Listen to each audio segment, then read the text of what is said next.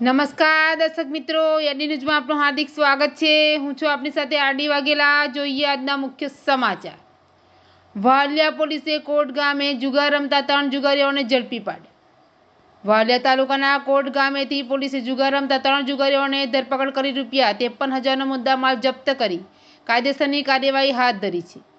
વાલિયા પોલીસની ટીમ પેટ્રોલિંગમાં હતી તે દરમિયાન કોટ ગામના ખાખરી ફળિયામાં જુગાર રમાઈ રહ્યો હોવાની માહિતી મળી હતી।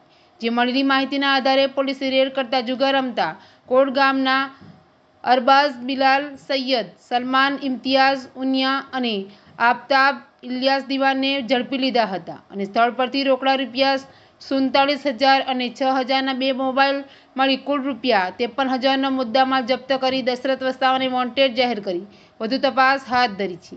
એડી ન્યૂઝ સાથે રિપોર્ટ જયેશ પ્રજાપતિ, અંકલેશ્વર।